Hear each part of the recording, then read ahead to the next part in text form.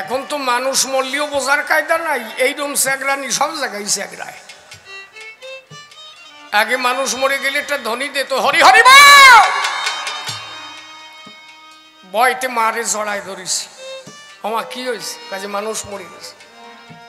আর এখন মানুষ মরবে এইরকম ভাবে যায়, কারণ একটাও তো টালে নাই, সব তো খাইয়া আছে। এই কয়েকদিন আগে আমাকে বাড়ির পাশে একটা মেয়ে ছেলে মারা গেল, লরি টরি ঠিক হয়ে গেছে, যে কয়জন পোড়াতে যাবে তারাও কাছে আনিছিস, বলছো কি জানিস নাই, আনিস নাই মানে ওই না বলি ওরা পোড়াতে যাবে না। আমরা কি একবারও ভাবি যে মানুষটা চলে গেল হয়তো আমার বন্ধু ছিল, নয়তো কারা কাকা ছিল, নয়তো কারো জেঠু ছিল, একান্ত আপন মানুষ আমাদের কাছ থেকে বিদায় নিয়ে চলে গেল। হয়তো কারো পিতা, হয়তো কারো মাতা। যে মানুষটা চলে গেল তার সন্তানের অবস্থাটা তখন কেমন? পিতৃহারা বিয়োগ, নয়তো মাতৃহারা বিয়োগ। সেই মুহূর্তে যদি সেই ছেলেকে বলা হয় কান্দিস কেনে পরে, আগে মা লাইনে দিতে আমারে, এগুলো মানুষের থেকে পশুর যে ধর্ম আছে, মানুষের থেকে পশুর ধর্ম এখন ভালো। আমি দেখছি তো, একটা কুকুর কার্তিক মাস না আসলে মিলন হয় না, তারা ধর্ম মেনে চলে। একটা ধর্মের সাপরে আপনি বারোই মারিয়ে ফেলবেন, গাভী যত সময় না ডাকবে তত সময় তার কাছে যাবে না। রাত দুটোর সময় গ্রামে হাইটে দেও দি, কার বেড়ার ফাঁকা দিয়ে কয়জন যাচ্ছে, হাইটে দেও রাত 12টার পরে, হাসিয়ে পড়ে, বুড়ো বিটি হাসিয়ে পড়ে, দেখছো ওরকম মনে আসছে। ধর্ম নাই, সে একদম গেছে সারে খারে। সচেতন হওয়া দরকার এখনো। আগে যেমন মানামানি ছিল, মানুষের মধ্যে একটা শাসন ছিল, এই বড়দা আসছে বিড়ি খাইস রে, এই জ্যাঠা আসছে রে, একটু সরিয়ে দাঁড়া রে, গুলি খেলাইছি, গুলিতে দাম দিছি, এই ছোট কাকাইছে, এ গুলি পকেটে দাঁড়া। আর এখন মাস্টার আটিয়ে যায়, সিগারেটের টান দেয়, মাস্টার ভাবে যে কোন শালা রে। এই তো সমাজের পরিস্থিতি। এখনো সময় আছে, এখনো ধ্বংস হয়নি, এখনো সময় আছে। অন্তত গার্জেন পক্ষকে সমাজটাকে সচেতন করা উচিত। গুরুচাঁদ ঠাকুর বলতেন, আমার বাবার ধামে তোদের আসতে হবে না, যদি তোরা তোদের সংসারটাকে ওরা কান্দি করতে পারে, সেখানে আসবি কেন? না যেতে হবে শ্রীক্ষেত্র, না যেতে হবে বৃন্দাবন। যদি সংসারে পবিত্রতার রক্ষা করে নারী পুরুষ ব্রহ্মচর্য পালন করে কাল করতে করে যাপন, অন্তর দিয়ে দেখবি ভেবে মা বাবার চরণ সেবা যারা দেবে ওরা কান্দি আসতে হবে না। আমার বাবা হরিচাঁদ ওই ঘরে বাঁধা থাকবে। হরিবল হরিবল।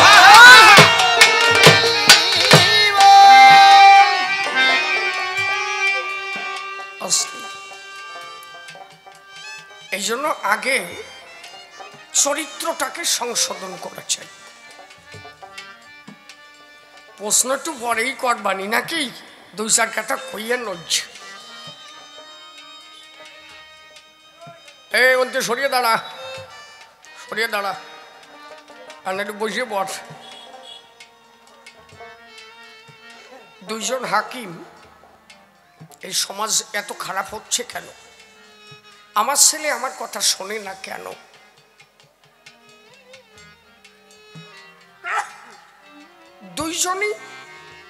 দুইজন উকিল হাইকোর্টে ওকালতি করে। একজন 100 মামলায় জয়ী হয়ে গেল,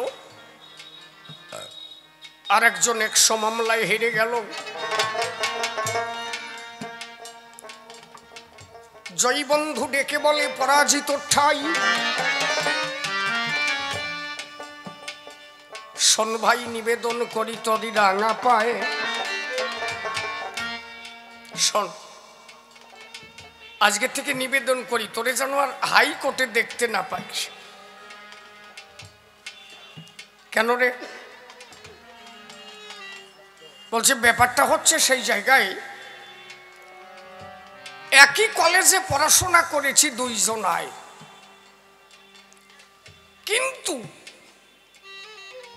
100 মামলায় আমি হলাম জয়, আর এই 100 মামলার একটাও তুই জয় করতে পারলি না, সব হলো তোর পরাজয়। তোরে হারাতে হারাতে আমার আর হারানোর জায়গা নাই, অতএব তোরে যেন আর হাইকোর্টের চত্বরে দেখতে না পাই। উকিল ডেকে বলে, জয়ী বন্ধুর ধরে আমি পরাজিত হয়েছি বারে বারে, এটা ঠিক, কিন্তু আমি যে পরাজিত হয়ে জয়ী হয়েছি এটা তুই ভাবিস নাই। তুই কিভাবে জয়ী হলি? কাজে আমার 3টে ছেলে, একটা ছেলে কলেজের প্রফেসর, আর একটা ছেলে হাই স্কুলের হেডমাস্টার, আর আজকে হাইকোর্টের রাজসিংহাসনে বসে যে ছেলেটা রায় ঘোষণা করলো, তুই জানিস ছেলেটা কার? কার? আমার। আমি 100 মামলায় জয়ী হয়েছি, এটা ঠিক, এই পরাজিত হয়েছে এটা ঠিক, কিন্তু জয় পেয়েছি আমি। কেন জানিস? প্রত্যেক দিন তোর কাছ থেকে হেরে যেতাম, আর শ্রীহরির চরণ প্রান্তে বসে কাঁদতাম, হে ঠাকুর, সারাটা জীবন কি আমার পরাজয় হবে? কোনোদিন কি জয় পাবো না? হয়তো আমার চোখের জল গোবিন্দের শ্রীপাদ পদ্মে পৌঁছাইছে, তাই আজকে আমার 3টে ছেলে মানুষের মতো মানুষ হয়েছে, আর তোর একটা ছেলে প্রত্যেক দিন চুল্লু খেয়ে মানুষের ঘরে বেদলে। কার জয় হয়েছে বল? জয়ী বন্ধু হাতের এটাসিটা ছুঁড়ে ফেলে দিয়ে ঘরের ভিতরে ছুটে গেছে। ডাক দিয়ে বলছে ছেলের ধরে, হে দাঁড়াও, কোথায় যাও?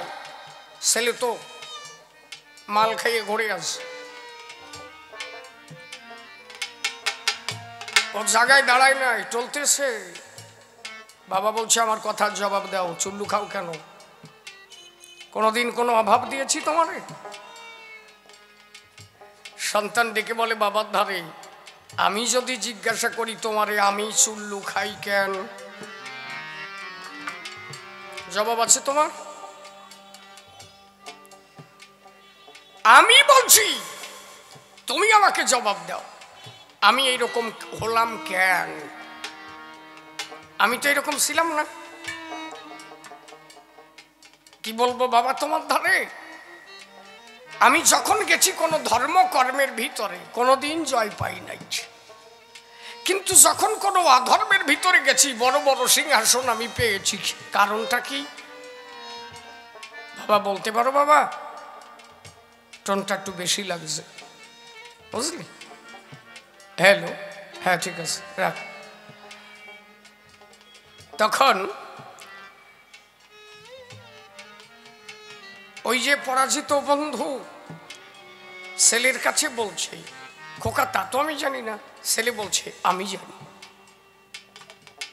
যে বন্ধু এত মামলায় হয়েছে পরাজয়, তার ঘরে একটা জন্মেছে 3টে ছেলে, প্রত্যেকটা ছেলে ভালো ডিপার্টমেন্টে চাকরি করে, আমার চাকরি হয় নাই।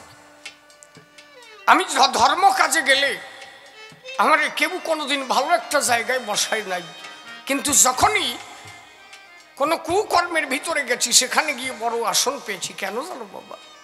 তুমি যখন আমাকে সৃষ্টি করেছিলে তোমার মানসিক পরিবর্তন ঘটে নাই।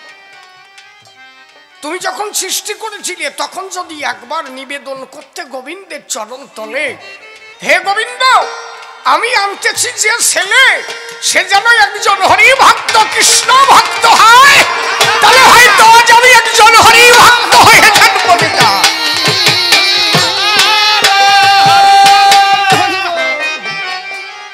একজন সন্তানকে আনতে গেলেও তার একটা মানসিক পরিবর্তন হওয়া উচিত। আপনি দেখবেন বেশ্যার চল ভালো হয়, সাধুর চল চোর হয়, প্রায় তাই দেখা যায়। সত্যি কথা কিনা? বাবা এত বড় মাস্টার দেখবা সল সুরিয়রি বেড়ায়। এর কারণ কি জানো? সাধু হয়ে গেলে তার মনটা তখন ত্যাগী হয়ে যায়।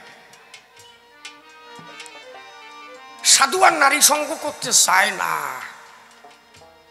তার আর ইচ্ছা করে না। ওই যে বারে বারে নারীর কাছে যায় না, আর নারী করে ভাবো না সাধুর ভাব তো ভালো না, আমার দ্বারেও আসে না, যায় করে।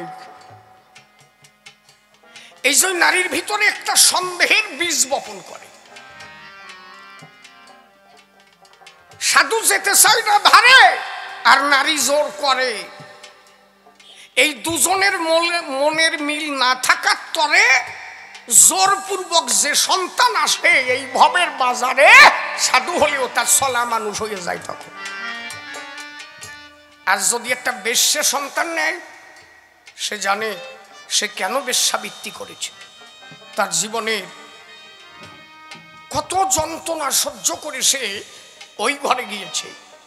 সহজে কেউ বেশ্যাবৃত্তি করে না।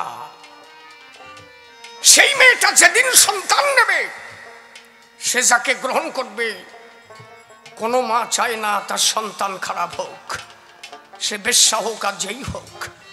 ওই মা সন্তান নেওয়ার সময় হয়তো ঠাকুরের কাছে বলে, আমি তো সারা জীবন বেশ্যাবৃত্তি করলাম, হে গোবিন্দ এমন একটা সন্তান দিও সে যেন মানুষের মতো মানুষ হয়।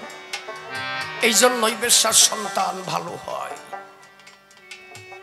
সন্তান নির্ভর করে মা এবং বাবার মানসিকতার উপরে। যখন তারা মিলনে যায়, তাদের মনের গতি তখন কোন দিকে থাকে। আমাকে কোনোটা ঠিক থাকে, মাঠও নাই, ঘাটও নাই, শ্মশানও নাই।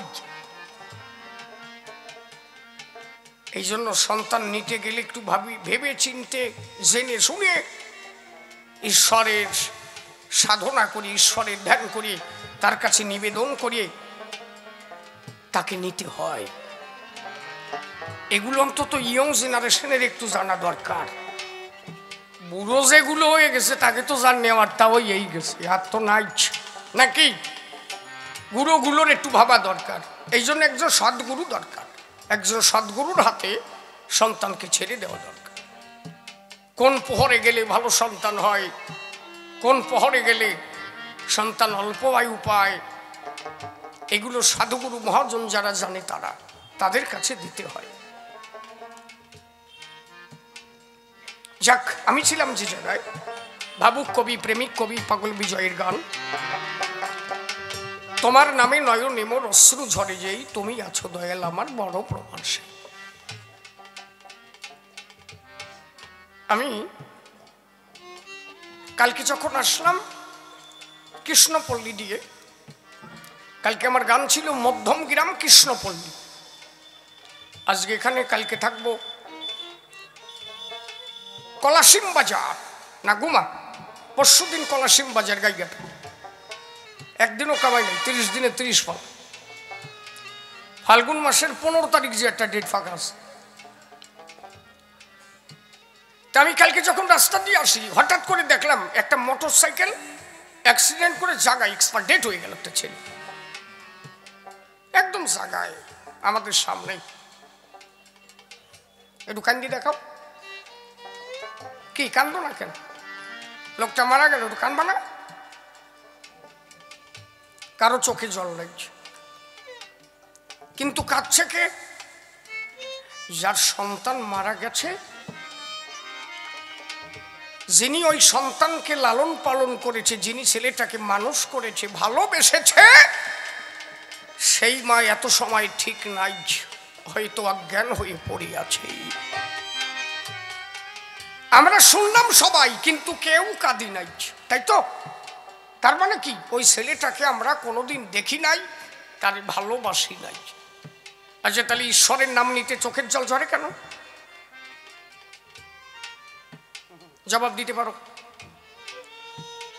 ওই ছেলেটার মরণ কথা তো বললাম, কই কেউ তো কান্দ নাই, কিন্তু হরিনাম নেওয়া মাত্র চোখে জল আসে কেন? যে যারে কোনোদিন দেখে নাই, যারে ভালোবাসে নাই, তার জন্য তার চোখের জল আসে না। যে তারে দেখেছে, যে তারে ভালোবেসেছে, তার জন্য তার চোখের জল আসে। তাহলে হয়তো কোনো একদিন তুমি হরিকে ভালোবেসেছিলে, তুমি তারে দেখেছিলে, তাই তার নাম নিতে তোমার দুটি চোখে অশ্রুধারা হয়ে যায়।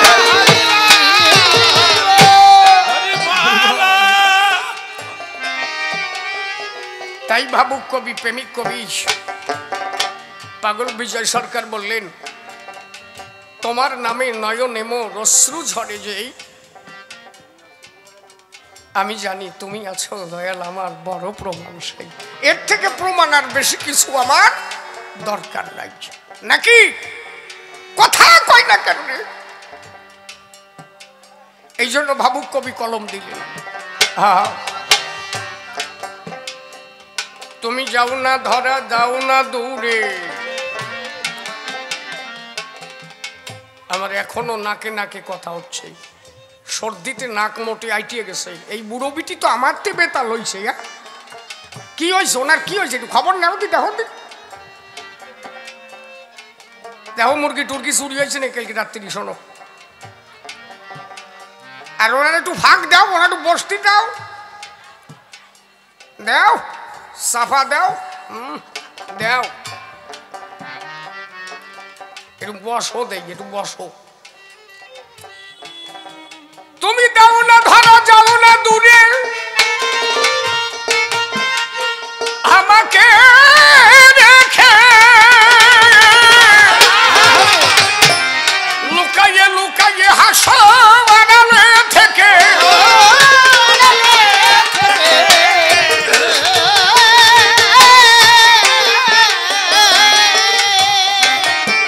আমি তোমার লীলা খেলা দেখে,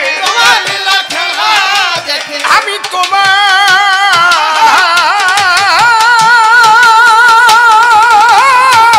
লীলা, আমি তোমার লীলা খেলা দেখে মন প্রাণের স্বাদ মিটে। হরি বল, হরি হরি বল, হরি হরি বল, হরি হরি বল, হরি বল।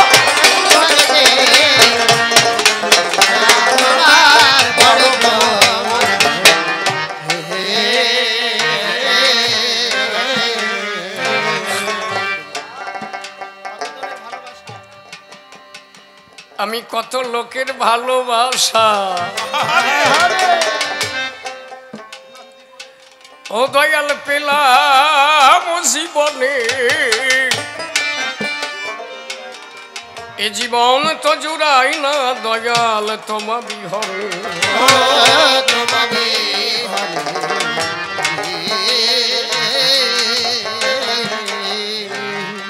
তুমি ঈশ্বরকে বিশ্বাস করো না? আমি তোমার লীলা খেলা দেখে মন প্রাণের স্বাদ মিটে। ঈশ্বরের সৃষ্টির দিকে যদি একটু তাকাই, আমার তারকের একটা গান আছে না, দয়াময় তোর যে দয়ার নাই তুলনা, এটা গান আছে না? কি দয়া লতায় পাতায়, কি দয়া বৃক্ষ লতায়, গড়েছ লতায় পাতায়, দেখলে তার একটি পাতায় গুণের সীমা হয় না। একটা আকাইন্দে গাছের পাতা, এত গাছ ওই পাতার মতো আর কোনো পাতা আছে দেখাতে পারো কি? এটা পাথর কুচির পাতা নাকি? ওইরকম গাছ আরো কত আছে, দেখাতে পারবা ওই পাতার মতো পাতা? এত অনন্ত বৃক্ষ, কারোর সাথে কারো মিল নাই। আর সৃষ্টি কালের টানে জোয়ার আসে, ভাটায় সরিয়ে যায়, বিপুল মহাসাগর বাড়ি কোথায় নেমে যায়। নদীতেও জোয়ার আসে, সাগরেও জোয়ার যায় কনে।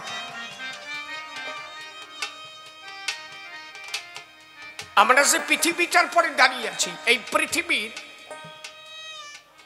পৃথিবীর থেকে সূর্য 13 লক্ষ গুণ বড়। খালি নিমিজিমি আর গাঙ্গনাপুর নিয়ে সূর্য এই পৃথিবী নাকি? হ্যাঁ, এর মধ্যে আছে সাগর, মহাসাগর, Australia, America, France, Japan, Russia,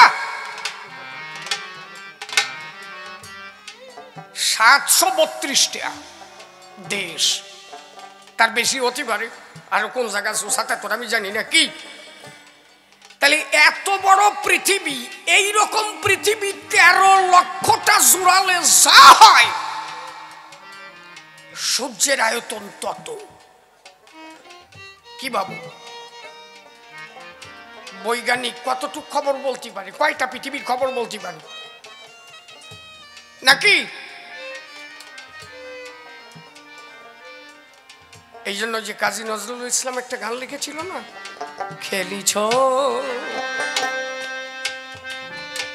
এ বিশ্বলয়ে বিরাট শিশু আনমনে খেলিছ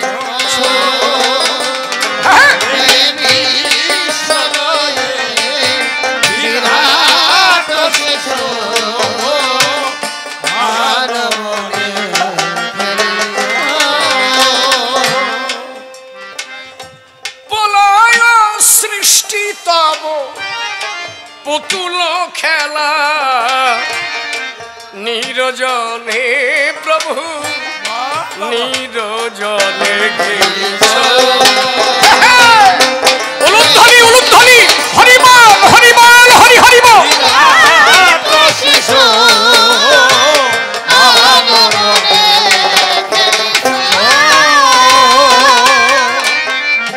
শূন্য মহা আকাশে তুমি মগ্ন লীলা বিলাসে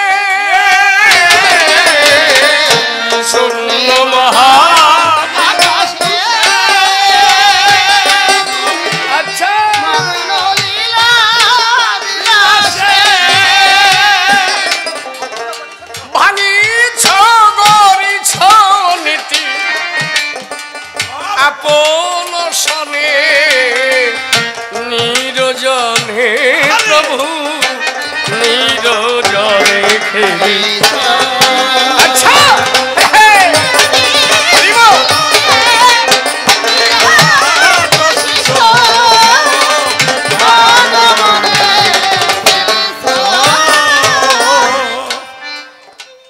আপনারা এই সাইডে এসে বসেন, যারা আমাকে দেখতে পাচ্ছেন না, এইখানে জায়গা আছে, এই পাশে জায়গা আছে।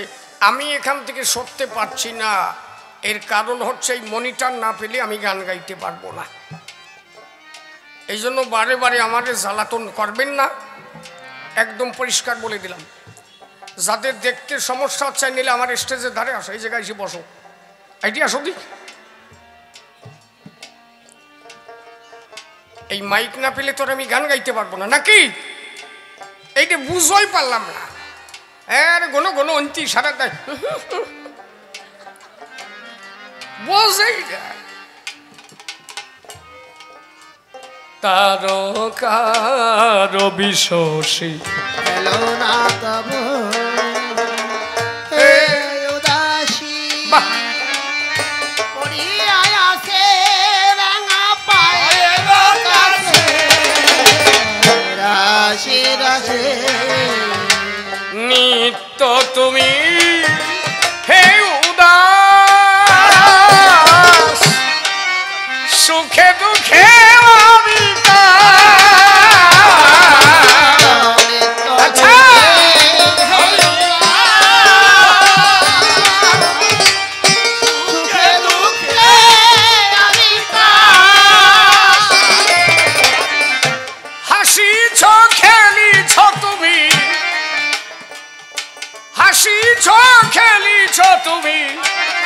আপন সনে নিরজনে প্রভু নিরজনে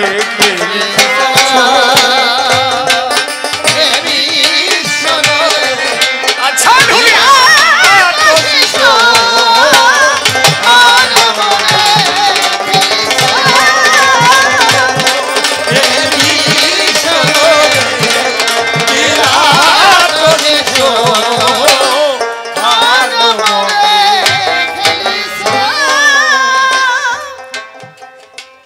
আপনারা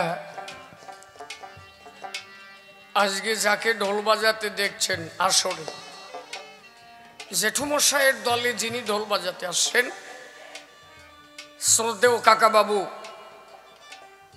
কালীপদ দাস মহাশয়। এরা যারা ঢোল বাজায় একে সবার গুরু আছে উনি। পশ্চিমবাংলায় বর্তমানে যারা ঢোল বাজায় সবার গুরু হচ্ছে কালীপদ কাকা মহাশয়। এই একটু আগে যিনি বাজিয়ে গেল আবার আসবে জেঠুমশাইয়ের সঙ্গে দেখে রাখবেন লোকটারে। যে কয়জন বাংলা ঢোল বাজায় খালি শুনবেন গুরু কিটা বলবে যে ওই লোক। ও লোক যে কত প্রোডাকশন দিয়েছে তার ঠিক নাই। আশীর্বাদ রাখবেন কাকাবাবু যেন আরো দীর্ঘদিন আমাদের মধ্যে থাকে। উনি যেন আরো আমাদের অনেক ঢুলি আবিষ্কার করে ধুয়ে যেতে পারে নাকি। কবি সমাজে ওনার একটা বিরাট অবদান। আমাদের কবি গান হতো না উনি যদি এই ডুলি না বানায় যেত। ডুলি পাতাম কোন জায়গায়। কালীপদ কাকা আসো নাকি আসো দি আসরে তোমার তো দেহুক সবাই। ও কালীপদ কা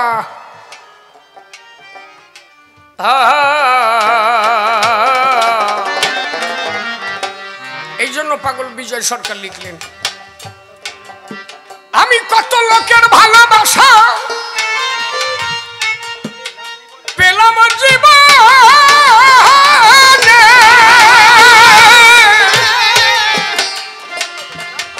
জীবন তো জুড়াই না দয়াল তোমা বিহনে।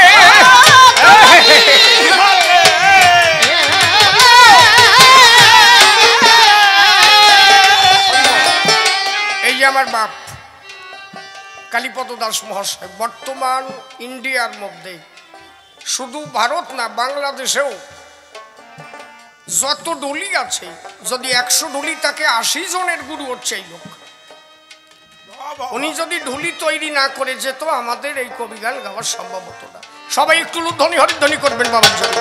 জয় জয় হরি গুরু চাঁদ প্রেমানন্দ হরি।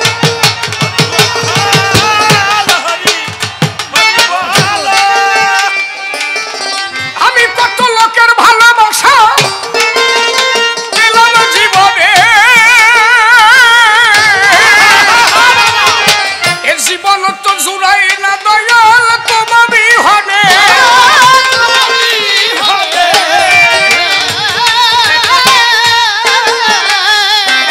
তোমার নাম লইয়ে বসিবি জনে তোমার নাম লইয়ে হরি তোমার নাম লইয়ে বসিবি জনে নাম লইয়ে হরি নাম লইয়ে বসিবি জনে পাগল বিজয়ের বাসরায়।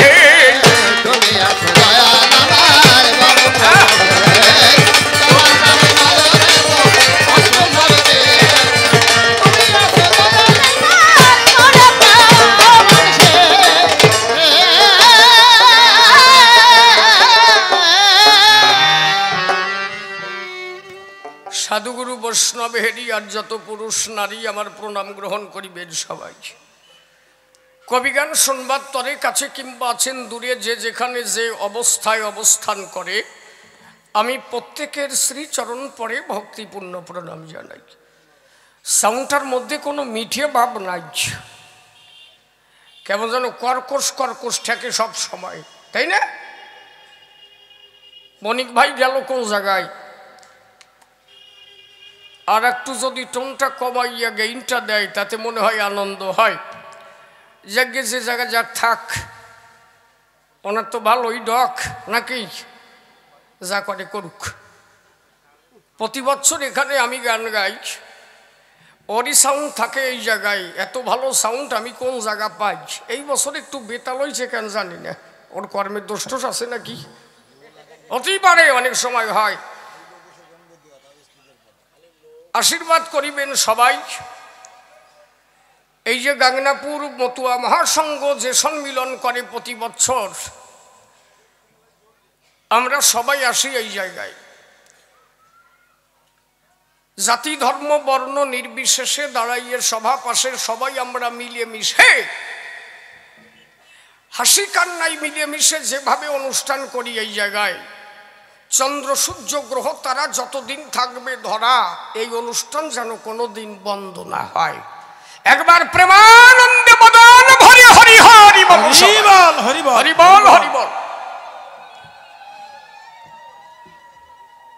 আজকের যে কবিগান আপনারা শুনছেন জ্ঞানীজন, আমার বিপক্ষীয় বক্তা শুনেছেন সভারই সদন শ্রদ্ধেয় জেঠিমশাই সরকার নিরঞ্জন। আজকে তাকে জবাবের ভূমিকায় দিয়া আমি যাব কিছু প্রশ্ন করিয়া। আমরা নাম দুটো বাদ দিয়া নূতন নাম করিব ধারণ, কারণ চারণ কবি বলে কারে বসে শোনেন নারী নরে, যারা সরিতে সরিতে কাব্যে কথা বলতে পারে, অর্থাৎ চারণ করতে করতে যারা কাব্য কথা কয়। যেমন গোচারণ ভূমি কয় যেখানে গরু চড়ায়, তাই না? চারণ করা মানে চলা। এই যে আমাদের হাঁটিতে হাঁটিতে দাঁড়াইয়ে কোনো জায়গা বসিতে যে কোনো অবস্থায় ছন্দে কথা বলতে হয়। সাহিত্যিক কবি কিন্তু তা নয়, তারা খাতা কলমে লিখে টিকে ওইগুলো বলে সব সময়। আর আমাদের তাৎক্ষণিক ছন্দ ছড়াতে হয়। বসে শোনেন জ্ঞানী দলে দাঁড়াইয়ে সভা তলে, আজকে সেই চারণ কবি গান শুনবেন বলে আপনারা বসে আছেন সভা তলে সবাই। আমি প্রত্যেকের শ্রীপাদ পদ্মে ভক্তিপূর্ণ প্রণাম জানাই। আজকে আমার নিজ নাম ছেড়ে দিয়া সভাতে আমি এবার মনোহর সরকার হয়ে দাঁড়াইছি। বিপক্ষীয় বক্তা যিনি বসে শোনেন জ্ঞানীগুণী, আমার শ্রদ্ধেয় জেঠুমশাই, আমি তাকে দিলাম হরিবর সরকারের ভূমিকায়। তিনি হবেন হরিবর দাঁড়াইয়ে সভার ভিতর। সম্পর্কে কিন্তু আমরা ভাই আর ভাই। বাস্তব জগতে আমরা দুইজন জেঠু আর ভাইপো, মিথ্যা কথা নয়। আজকের কবি কল্পনায় আমরা হয়েছি দুইজন ভাই। কি কইছি নিখিল, বুঝিস? এখন কিন্তু আর জেঠু ভাইপো আমরা নাই।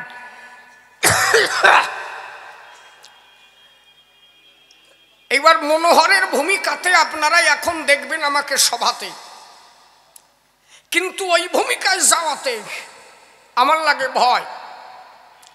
কারণ মনোহর সরকার যিনি বিদগ্ধ পণ্ডিত ছিলেন, তিনি যার বাড়িতে গণেশ পাগল বাঁধা থাকতো সব সবাই। ওই ভূমিকায় যাবার আগে প্রণাম জানাই মনোহরের চরণাভাগে। হে মনোহর রসনা, যে তুমি আমার কথা নিও, তুমি থাকো যে দেশে, তুমি এসে আমার পাশে আমার হৃদয় কাছে বসে বসে তোমার কাব্য কথা প্রকাশ করে দিও। তার উপরে দিলাম ভার, তার করলাম কর্ণধার, কাব্য সিন্ধু হব পার, মনের একান্ত বা কিঞ্চন। এইবার দাঁড়াই বলি সভা তলে বসে শোনেন জ্ঞানী দলে, কিছু কথা জানবো বলে আমি দাদার কাছে করলাম নিবেদন। কারণ আমি জানি তাই, দাদার মতো মতুয়া কেউ নাই, এ কথা আপনারা জানেন সবাই। হরিবর সরকার মহাশয় সম্পর্কে আমার দাদা হয়, ওনার বাবার নাম ছিল আনন্দ সরকার রে ভাই। বসে শোনেন নারী নরে পুত্র হয় না তার কোনো প্রকারে। কত বড় হরিভক্ত শোনেন সুধিচয়।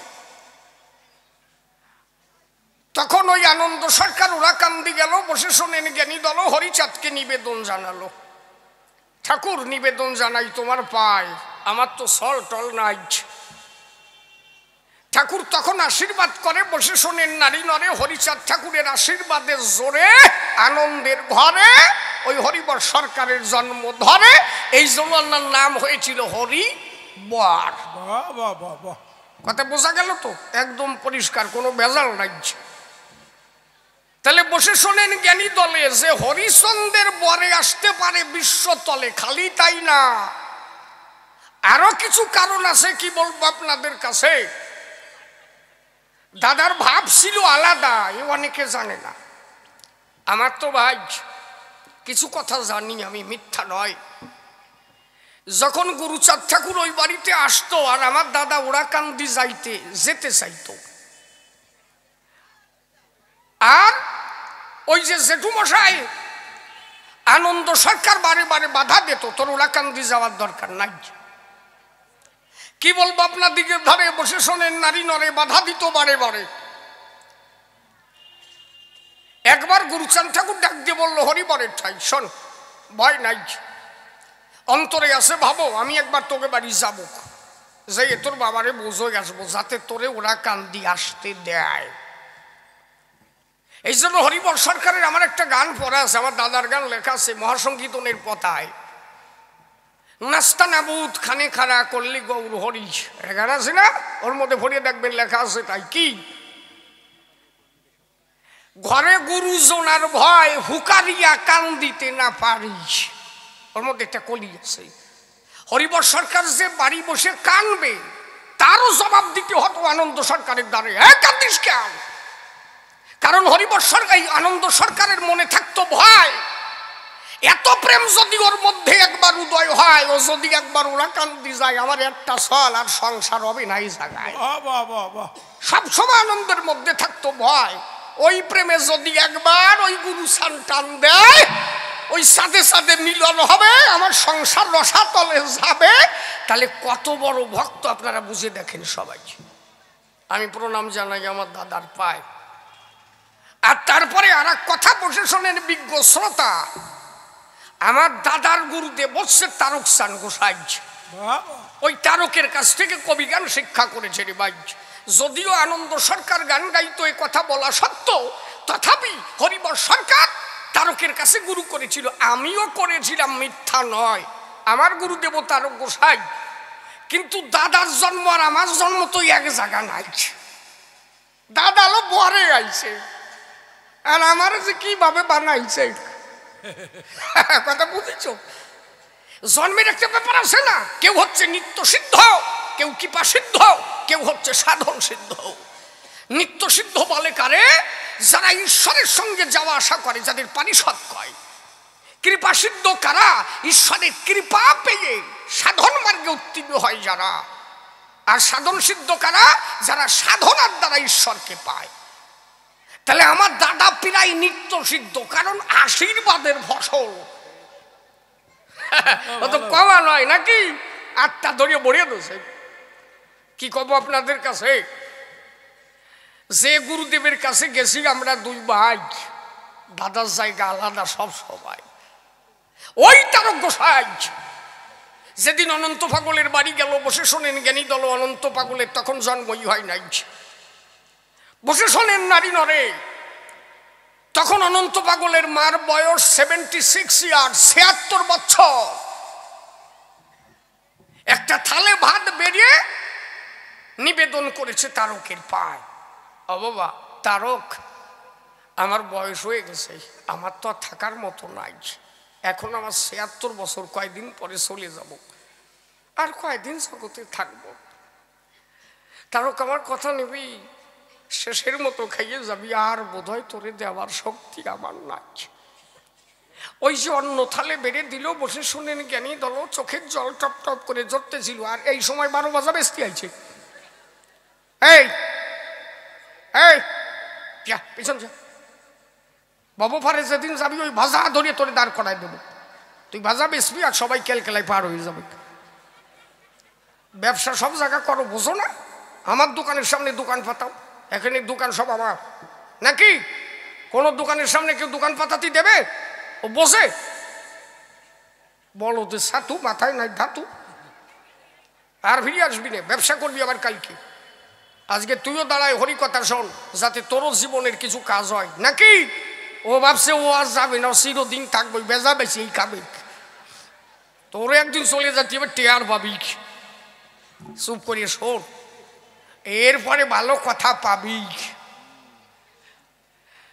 ওনটা যখন আমি শিশির হয়ে বলি, ওনটা যখন কবি গান গাইছে, আমি কইছিলাম প্রায় 50 বছর হয়ে গেছে জেঠুমশাই কবি গান গাচ্ছে।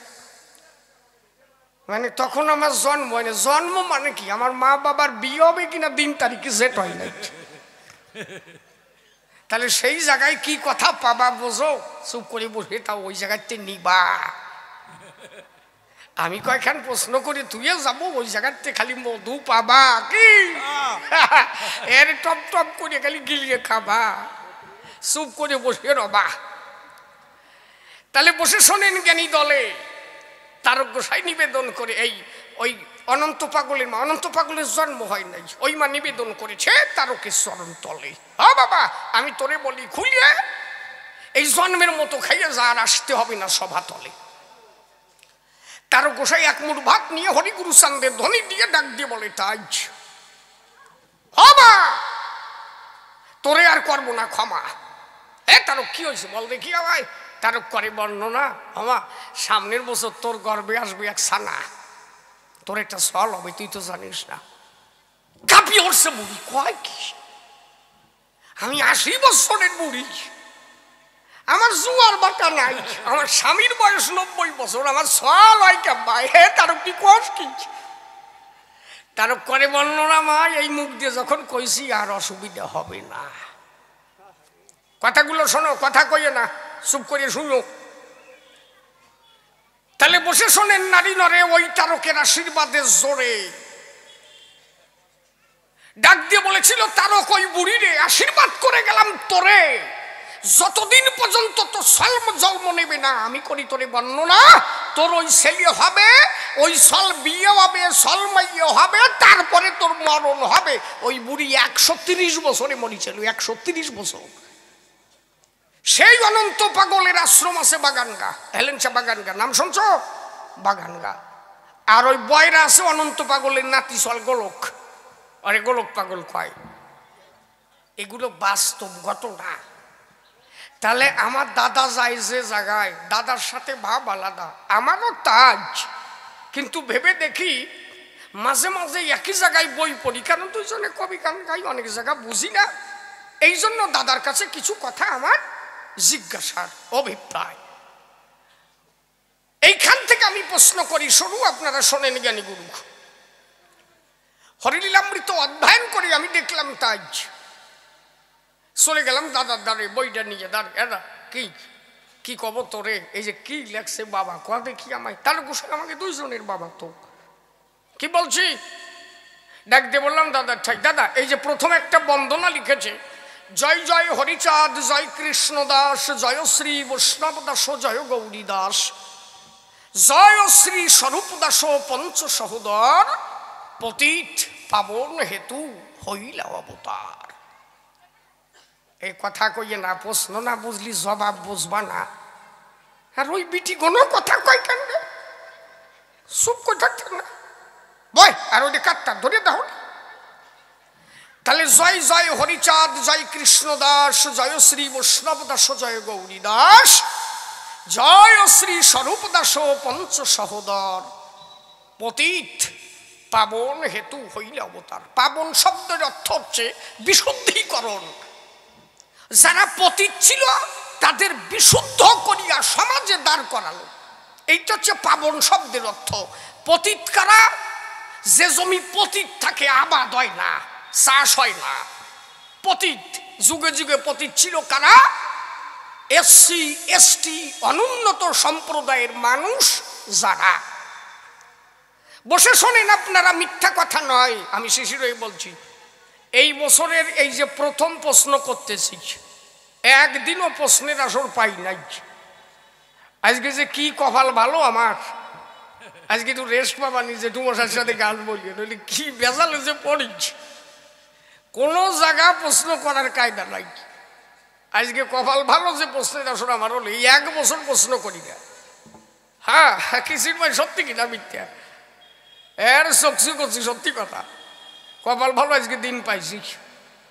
আমাকেও অনেক কিছু দরকার হয়, শিখে রাখার দরকার, কারণ এসব মানুষ চলে গেলেই তো আর পাবো না।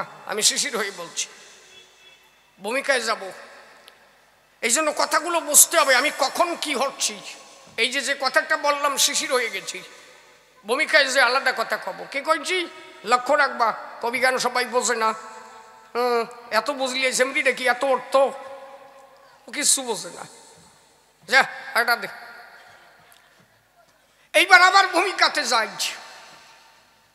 দেখে বললাম দাদার ধারে ওই যে বন্দনা লিখেছে বাবা, সবাই গায়ে জোরে জোরে, জয় জয় হরিচাঁদ, জয় কৃষ্ণ দাস, জয় শ্রী বৈষ্ণব দাস, জয় গৌরী দাস, জয় শ্রী স্বরূপ দাস পঞ্চ সহোদর, পতিত পাবন হেতু হইলে অবতার, জয় জয় গুরুচাঁদ, জয় হীরামন, জয় শ্রী গোলক চন্দ্র, জয় শ্রী লোচন। লাথি মেরে ফেলে দেবো, বন্ধ করো। পারবানা ধরবানা, ধরতে গেলিয়ে কেন? স্কেলে আন স্কেল হলে বাঁধিয়ে যায় কখন? তাহলে জয় জয় হরিচাঁদ, জয় কৃষ্ণ দাস, জয় শ্রী বৈষ্ণব দাস, জয় গৌরী দাস, জয় শ্রী স্বরূপ দাস পঞ্চ সহোদর, পতিত পাবন হেতু হইলে অবতার, জয় জয় গুরুচাঁদ, জয় হীরামন, জয় শ্রী গোলক চন্দ্র, জয় শ্রী লোচন, জয় জয় দশরথ, জয় মৃত্যুঞ্জয়, জয় জয় মহানন্দ প্রেমানন্দময়, জয় নাটু, জয় ব্রজ, জয় বিশ্বনাথ, একবার নিজ দাস করি মনে করো আত্মসাৎ। হরিবল হরিবল হরিবল। না বন্ধু বাজাই ফেলাইছো, তোমাকে তোর বাজাতি কই নাই কি? বাজাইয়ে যখন আমি স্কেল করবা কেন তাই কও। আমার বাবা আইছে হেমন্ত গোসাই, অনেক সময় তুই লক্ষ্য করছি অত বড় সাধু মানুষ এখন পাওয়াই দায়। বর্তমান অমূল্য গোসার আশ্রমটা বাবাই চালায়, বহু ভক্ত তার, আপনাদের কাছের মানুষ। এক গ্রামে যদি একজন সাধু জন্মায় তার জন্য সেই জায়গা ধন্য হয়ে যায়। আমি যত দূরেই জ্ঞানে যাই, এমন কোনো স্টেট নাই যে শিশির যায় নাই, বর্তমান ভারতের আর বাংলাদেশে তো যাচ্ছে। তা আমার যদি কেউ জিজ্ঞাসা করে বাড়ি কোন জায়গায়, কয় যে গাংনাপুর। কিন্তু গাংনাপুরের লোক এখনো জানে না যে এই জায়গা শিশির থাকে। সত্যি কথা কিনা রাঙা তাই কও? বাড়ি কনে গাংনাপুর, কয় যে গাংনাপুর তো চিনি, আর কনে তাই কও? আমি কই যে এরলি বাজার, কয় যে আরে ভাই ও চিনি, তোমার গ্রাম কি তাই কও? তিন চার কথা কোয়ার পরে শেষে কই যে নিমি জিমি, কয় যে ও ওই যে সেই গ্রামে। হ্যাঁ, কত জায়গা ধরিয়ে ওই জায়গা বলতে গাই। তাহলে এক জায়গা গোসাই জন্ম নিলে সেই জায়গা খালি খালি নাম বাড়িয়ে যায়। এটা বহু জন্মের সাধন না হলে সেই জায়গা ধন্য হয় না। মহাপ্রভু যদি না আসতো, নদী আরে কেডা আছেন তো তাই কমদি। যত জায়গা যাই, আমার বাড়ি কিন্তু 24 পরগনায়। আমি নিমিজিমি গ্রামে থাকি, বর্ডারের এই পাশে, ওই কালবাটের এই পাশে হচ্ছে নদিয়া, ও পারে 24 পরগনা। এর বাইরে গেলি তো 24 পরগনার কথা কই না, ওই হাতখানির জায়গার জন্য ছাতা আমি কব কেন? যাইয়ে কই যে বাড়ি কোথায়? আমি নদিয়ার মানুষ। দেও খাতি দেও সানা নদিয়া নদুগ্ধ মহাপ্রভু দেশের মানুষ আইছে, কেল কেলায় খাইয়ে যাইব। যদি মহাপ্রভু না আসতো, এই চিনি সন্দেশ খাওয়া লাগতো না, শীত হয়ে পড়ে থাকতি হতো। নদিয়াটা ধন্য হলো শুধু মহাপ্রভুর কারণ। এই জন্য ব্যক্তি যেখানে জন্মায়, ব্যক্তি ভালো হলে সেই ব্যক্তির জন্য জায়গাও ধন্য হয়ে যায়। তাহলে বসে শোনেন, নারী নরে গেলাম আবার ভূমিকার ভিতরে। আপনারা নারী নরে করিবেন শ্রবণ। জিজ্ঞাসা করলাম দাদার ঠাই, এই যে ইংরাজে 5 ভাই, হরিচাঁদ, কৃষ্ণদাস, বৈষ্ণব দাস, গৌরী দাস আর স্বরূপ দাস, এই 5 জন রে পাই। সমস্ত গ্রন্থে দেখিলাম তাই পতিত যারা পতিত ছিল তাদের হরিচাঁদ ঠাকুর উদ্ধার করিয়ে গেল। কিন্তু দাদা জিজ্ঞাসা মানে এই জায়গা থাকলো, বাবা তারক চান ওই 7 জনকে কেন যুক্ত করলো? আমার প্রশ্ন কোন জায়গায় বুঝিছ? বাবা হরিচাঁদ আমি বলি সভাস্থান, বাবা পতিত করেছে পাবন, পতিত উদ্ধারের কারণ বাবা এসেছে ভুবন, তাতে আমার দুঃখ নাই। কিন্তু দাদা জিজ্ঞাসা করি তো উদ্ধারে ওই 7 জনের চরিত্র হইলে পরে বিন্দু মাত্র তো পতিত পাবন ওদের ভাবা যায় না কোনো জায়গায়। এই তোর কাছে প্রথম প্রশ্নখানি দাদা আমি তোর চরণে দিলাম টানি, আপনারা জ্ঞানী গুণী করিবেন শ্রবণ।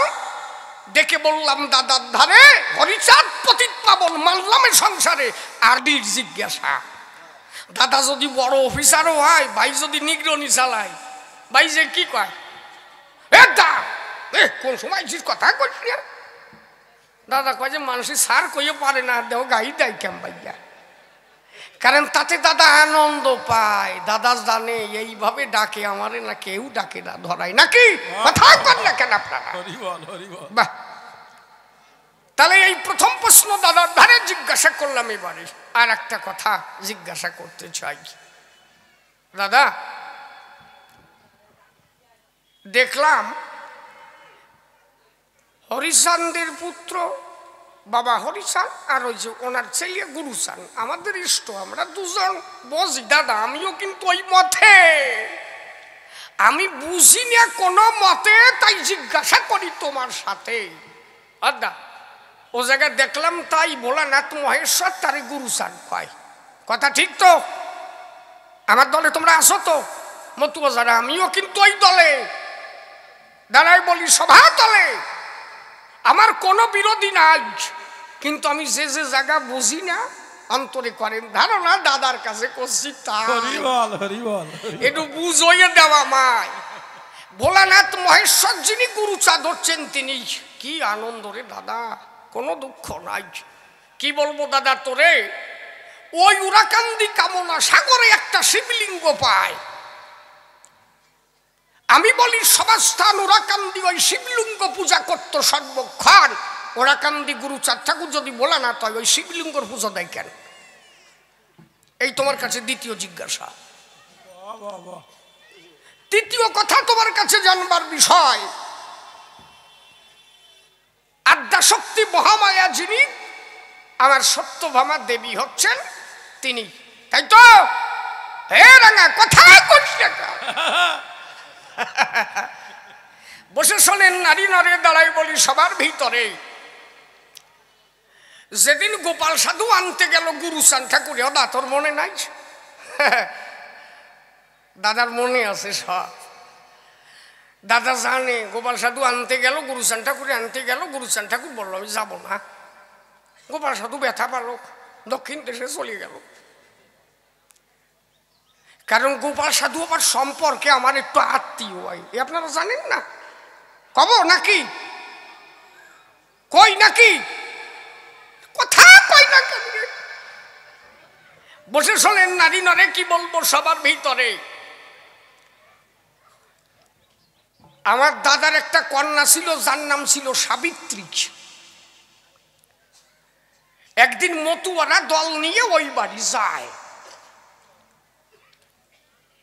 হরিবর সরকারের বাড়ি যায়। কি বলবো আপনার দিকের ধারে বসে শোনেন নারী নরে। আমার দাদার ঘরখানা উত্তর দিকে হেলানো ছিল সেই সময়, মানে টিনের ঘর। বসে শোনেন নারী নর, হেলানো আছে উত্তর দ্বার, এই যে উত্তর দিকে কাঠ। আর আমার দাদা করে কি, ওই যে দিকে কাঠ ওই পাশ দিয়ে আরো পেলা দেয় যাতে হরিয়ে যায়। মানুষ তো পেলা দেবে উল্টো ভাইকে নাকি, দাদা ওই সাইড দিয়ে পেলা দেয়। দলে এক সনাতন গোসাই ছিল, বসে শোনেন জ্ঞানী দল। তখন ওই আমার দাদা বাড়ি ছিল না, সাবিত্রীর কাছে জিজ্ঞাসা করলো। আমা দাদার কনিষ্ঠ কন্যা সাবিত্রী জিজ্ঞাসা করেছিল, তাই আমা কি তোমাদের ঘরের ঢক এইরকম কেন? উত্তর দিক ঝুঁকে রয়েছে, আবার দক্ষিণ দিক দিয়ে পেলা দিয়েছে যাতে তাড়াতাড়ি পড়ে যায়। তা তোমরা এইভাবে পেলা দিলে কেন? সাবিত্রী করে বর্ণনা, আমাকে ঘরের মাথা খালি না, এই ফ্যামিলিতে যত মাথা আছে সব উত্তর দিক হেলানো আছে। কেন জানো? এই উত্তর দিকে উরাকান্দি আমার হরিগুরু চাঁদ আছে, এই জন্য আমাকে সবার মাথা উরাকান্দির দিকে হেলানো হয়েছে। এই জন্য তোমারে করি বর্ণনা। ওই সনাতনে সে তখন গুরুচাঁদ রে কয়, ডাকতে বলে গুরুচাঁদ দেব দারে বাবা একটা মাইয়ে যা পাইছি হরিবরের ঘরে। কয় যে কেন? কয় যে পেলা দেশে কেন দক্ষিণ দিকে, সেই মাইয়ে কয় যে সবার মাথা আছে উরাকান্দির দ্বারে। ও ভাই এই মাইয়ে ভালো জায়গা দিতে হয় গুরুচান ঠাকুর করে বর্ণনা অত বড় হরিভক্ত মাইয়ে আর কোনো জায়গা দেবো না তাড়াতাড়ি কথা নেও গোপাল সাধু সলের সাথে বিয়ে দাও তাহলে হরিবর যদি গোপাল সাধুর বিয়ে হয় তাতে আমিও তো নাকি বুঝে পেলাইছে বুঝলা তাহলে সম্পর্কে আমিও বুঝেছ হয়ে গেছি কি বলবো আপনাদের কাছাকাছি এই যে বিয়ে বাড়ি যাচ্ছে আমার গুরুচান গোসাই সাধু মশার বাড়ি যায় কি বলবো সবার ঠাই এ কথা মিথ্যা নয়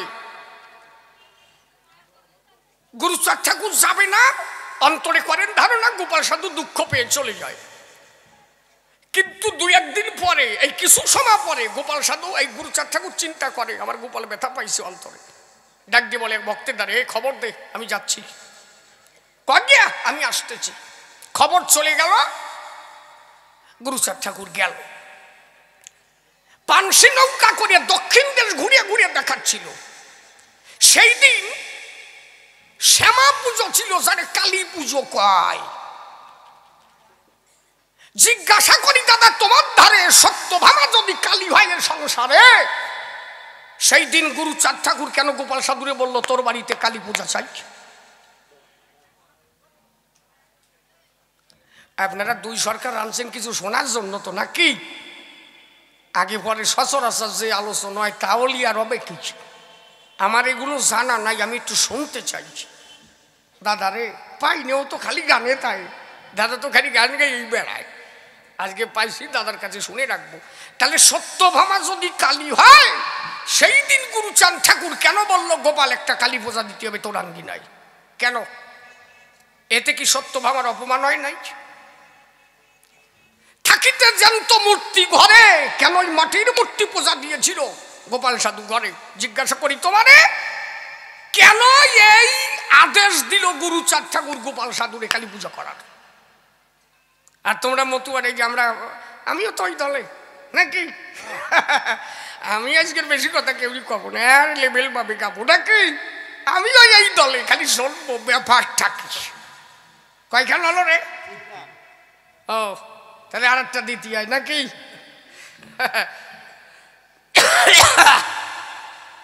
নাই এই পর্যন্ত থাকবে কেটা কয় রে গান গাও বোঝে কি উনি কি বোঝে উনি বলদের সাতু মাথায় নাই দাতু বলদ বোঝে না অন্তরে করেন ধারণা আর একখানা কথা দাদার কাছে করি যোজনা আমি বলি দাদা তোমার ধারে ধর্ম বলে কারে যা ধরে রেখে মানুষ বাঁচতে পারে তারে ধর্ম কয়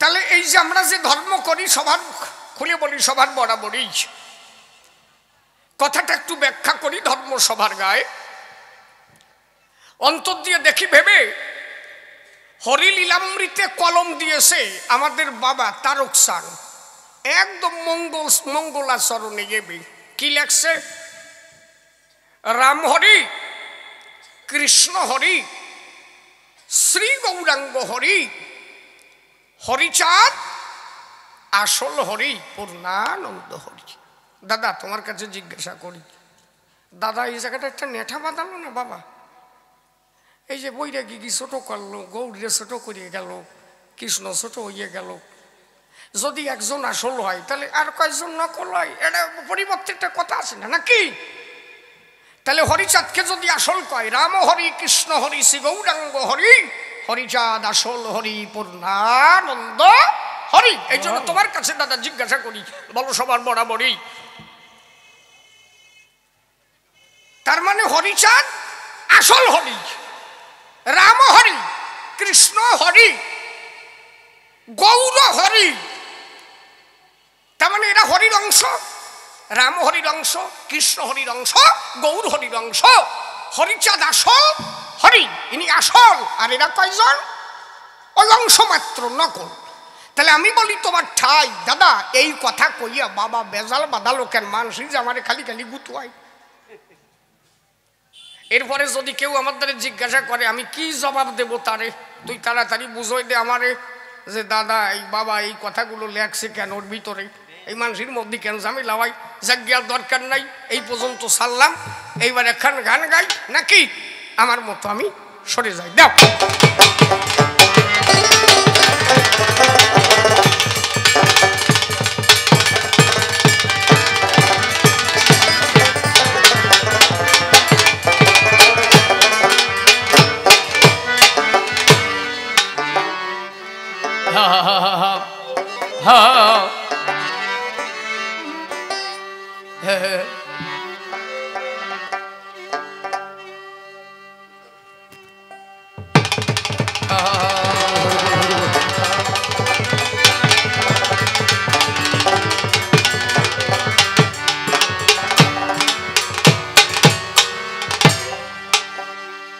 হরিচাঁদ কোন সাধনে তোমায় পাই, শক্তি ভক্তি আমার কিছু না। হ্যালো, একটু রিভাব দিন তো, সামান্য একটু রিভাব, বেশি না। তোমায়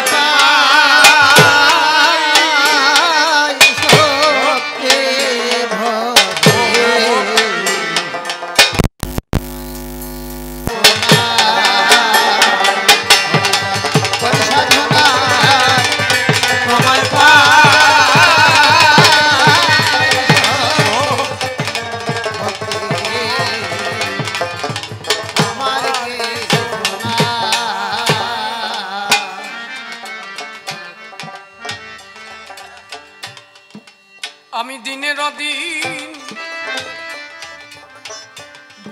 দিন ভজন বিহি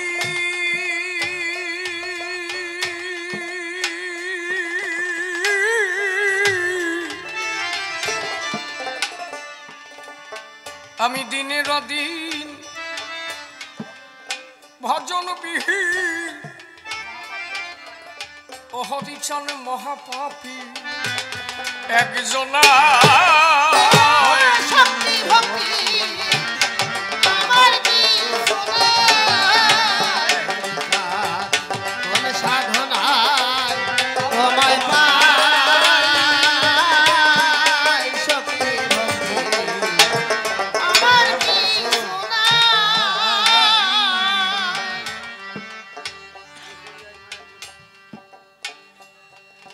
প্রভু গো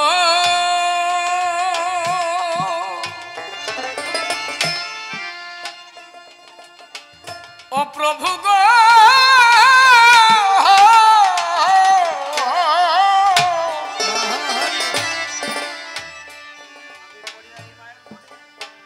আমারও ছেলে হতো না, আমি মনোহর সরকার, আমার দুটো বউ ছিল। আমার ঘরে যখন গণেশ পাগল আসলো, আমি মনোহর সরকার হয়ে বলছি, কিন্তু আমার ঘরে যখন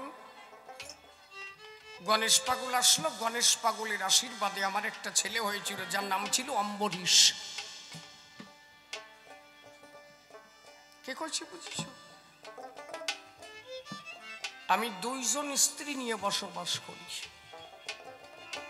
সংসার জ্বালায় জ্বলে মরি। তাই আমার নিবেদন, আমি পড়িয়া মায়ার ঘরে ভুলেছি আমি তোমার কথা আমার মনে না।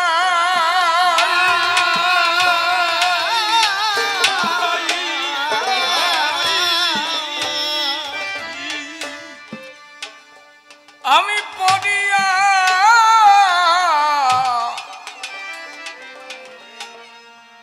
মায়ার ঘোরে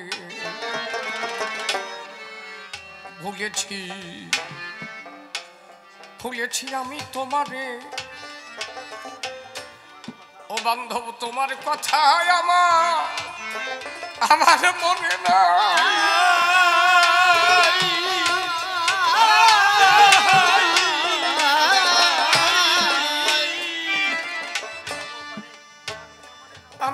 কেমনে আরে কেমনে যাব পারে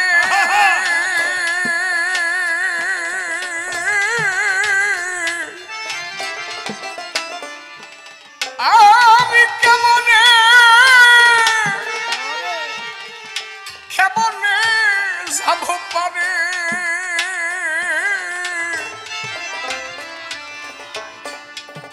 আজ সাথের সাথী খেলা শক্তি ভক্তি হরি বলো হরি বলো হরি বল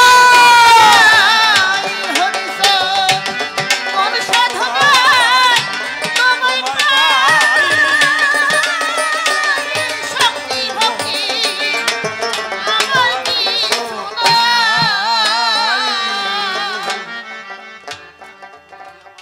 প্রভু গো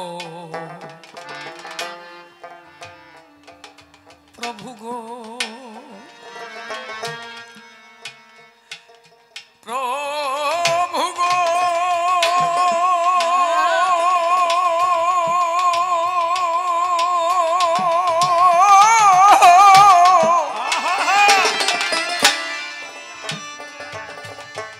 ও প্রভু সাথী আমার ছিল যারা এক এক করে গেছে তারা সর্বহারা আমি ঘুরিয়া বেড়া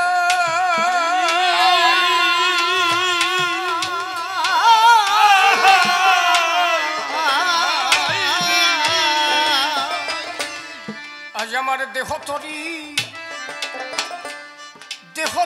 অচল হলো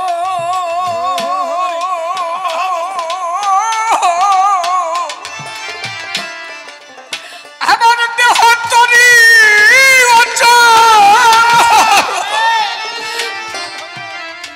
আমার দেহ তরি হরে অচল হলো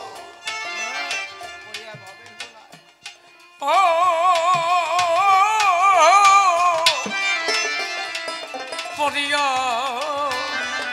ভবের ভোলা শক্তি ভক্তি হরি বল হরি বল বল হরি গুরু চাঁদ প্রেমানন্দ হরি বল হরি বল তোমায় পাই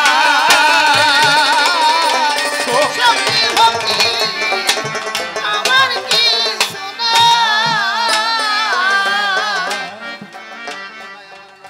বন্ধ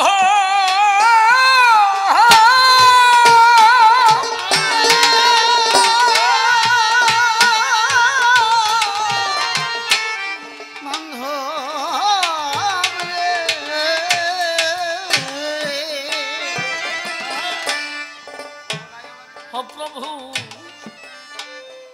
প্রভু গো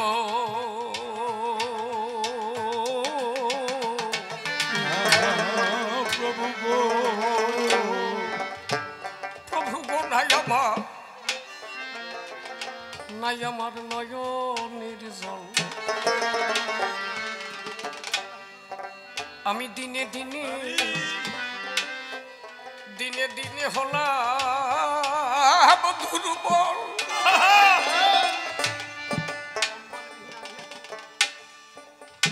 প্রভু নাই আমার নয়নের জল আমি দিনে দিনে হলাম দুর্বল আজ পথিক হয়ে ঘুরিয়া বেড়া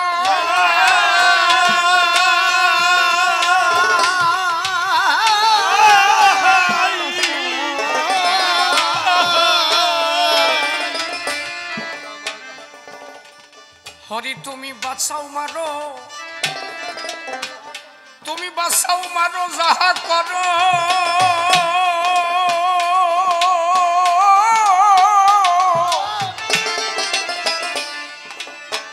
ও হরি চল বাঁচাও মারো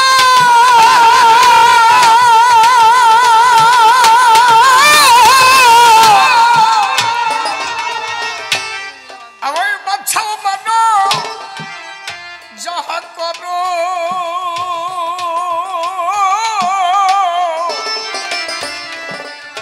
ভবে তুমি বিনে বান্ধব না শক্তি ভক্তি হরি বল আমার কি সোনা হরি হরি বল আগে কোন সাধনা তোমায় পাই শক্তি ভক্তি আমার কি সোনা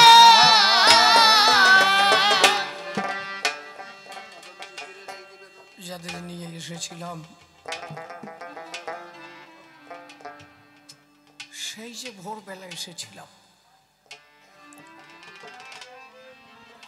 পিছন ফিরে চেয়ে দেখি কখন যে সন্ধ্যা নেমে এলো সাথের সাথী যারা ছিল এক এক করে সবাই বিদায় নিয়ে চলে যাচ্ছে আমার সাথী ছিল কারা পঞ্চকর্মেন্দ্রিয় পঞ্চজ্ঞানেন্দ্রিয় যারা আমাকে চলতে সাহায্য করেছে দিন যত যাচ্ছে এক এক করে সবাই আমার কাছ থেকে বিদায় নিয়ে চলে যাচ্ছে হস্ত ডেকে বলছে তাই বন্ধু আর কতদিন তোমার হয়ে কর্ম করব বদন ডাকিয়া বলে তাই আর কতদিন কথা বলবো তোমার তো যাওয়ার সময় হয়েছে শরণ ডাকিয়া বলে তাই আর কতদিন চলতেছে আমি বিদায় চাই তোমার কাছ থেকে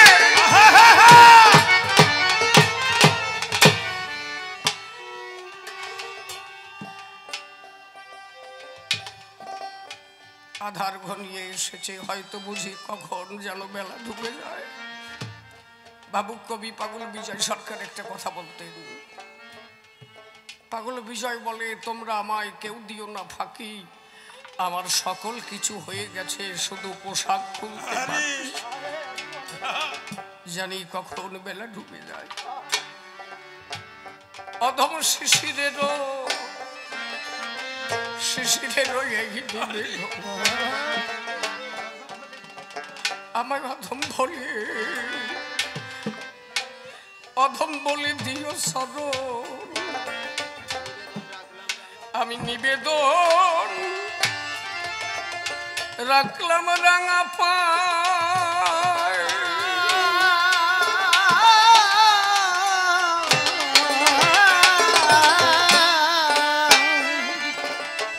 অধম শিশিরের নিবেদন তুমি অধম বলে আমায় দিও সরণ নিবেদন রাখলাম রাঙা পায়ে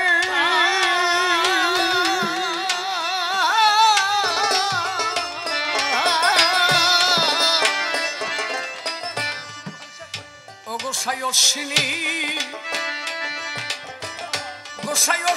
ভরসা করি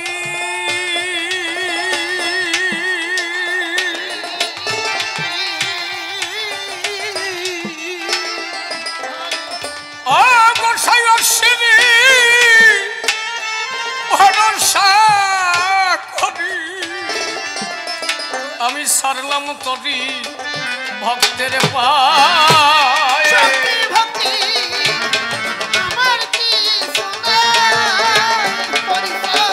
পরিচয় সাধনা তোমায় পাই শক্তি ভক্তি আমার কি সোনা একদিন চলে যেতে হবে দাদা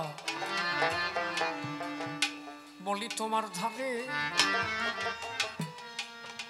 তুমি আমি আমরা সবাই একদিন যাব এ দেশ ছেড়ে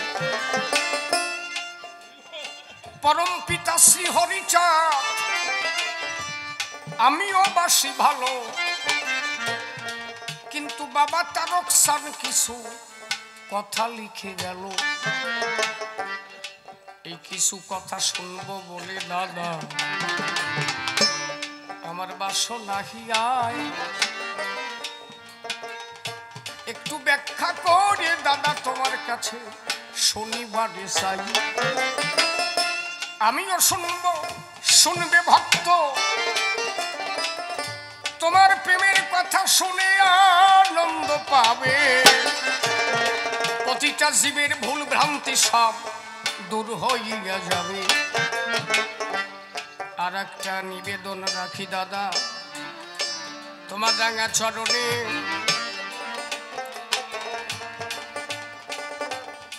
ছোট্ট করে বলি দাদা তোমার সন্নিধানে। আর একটা কথা বলি, আমরা তো দুই ভাই কবি গান গাইছি, আমরা তো চৈতন্য চরিতামৃতও পড়ে দেখেছি মহাপ্রভু এসেছিলেন নদিয়ায়। তা মহাপ্রভু তো সবকিছুই দিয়েছিলেন, অনার্পিত ধন অর্পিত করেছিলেন মহাপ্রভু। এমন কোনো কিছু নাই যে মহাপ্রভু বাকি রেখেছেন। আমি আমার ঠাকুরকে অবিশ্বাস করছি তা না দাদা, আমি ঠাকুরকে বিশ্বাস করি, আমি আমার হরিচাঁদকে ভালোবাসি, কিন্তু আমার জানবার বিষয় হচ্ছে মহাপ্রভু তো সব দিল, তাহলে আমার বাবা হরিচাঁদ আবার কেন আসলো? কি এমন এক বাকি ছিল? এমন কি বস্তু ঠাকুর নতুন করে দিতে এলো যে মহাপ্রভু তাই দিতে পারেন নাই? এই জায়গাটা আমি বুঝি নাই দাদা, এইটা একটু তোমার কাছে পরিস্ফুটিত ভাবে সুন্দর ভাবে চাই।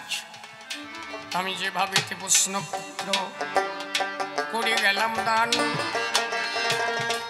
আর তাহলে বেশি বলে আমার নাহি প্রয়োজন, কারণ জিজ্ঞাসার সময় যদি দীর্ঘ হয়ে যায় তাহলে জবাবদাতার কষ্ট হবে, এটা মিথ্যা কথা নয়। আমি প্রথমবারে আমার মতো ভাবসাঙ্গ করি, এইবার হরিবর দাদা আসবে আমার সাহারে বাধা, হরে দেখি সে দাদা আমার কোন কথা কি বলে, কোন ভাবধারা সে আমার উঠাইয়া, তবে আর বেশি বলে কোনো দরকার নাই। ভাবের পালা এখানেতে ছেড়ে দিয়ে যাই, প্রথম আসর এখানেতে গেলাম আমি ছাড়ি, দেখি এসে দাদাই আমার কোন কথা ধরে কোন ভাব ধরে সে জবাব করে দান। আর তবে বেশি কথা বলবো না, সবার স্থান গাংনাপুর আমার বাড়ি, মিথ্যা কথা নয়, এখান থেকে বেশি দূরে থাকি না রে ভাই, মাঝে মাঝে এই রাস্তা দিয়ে আমি যাই। শ্রদ্ধেয় গোসাই আমার হেমন্ত কাকা, বহুদিনের আমার কিন্তু সেনাই আছে দেখা, আবার কতদিন পরে দেখা হয়, মনে যে তারে দেখে কি আনন্দ পায়, হরিভক্ত পেলে পরে কি আনন্দ জাগে, এই কথা বলবো কারে অনুরাগে। আরো আমার রাঙা ওই যে বসে থাকে সভায়, ও যে আমার প্রাণের মানুষ হয়। গাংনাপুর আমার বাড়ি বলি সভা ধারে, যাদের আমি মুখগুলো দর্শন করি সভাতে, সবাই আমার চেনা মানুষ বলি সবার ঠাই, প্রত্যেককে আমি আমার প্রণাম জানাই, শ্রেণী বেঁধে ভালোবাসা দিলাম সবারে, গ্রহণ করবেন সবাই সাদরে, প্রত্যেকের চরণে আমি জানাই নিবেদন। আর তবে বেশি কথা বলবো না এখন, আর আমার দাদা ওই যে বিকাশ দাদা হয়, তাহারও চরণে আমি প্রণতি জানাই, বলি আমি সভা ধারে আর দরকার নাই, এ পর্যন্ত ভাবের বেলা ছেড়ে দিয়ে যাই। এদিকে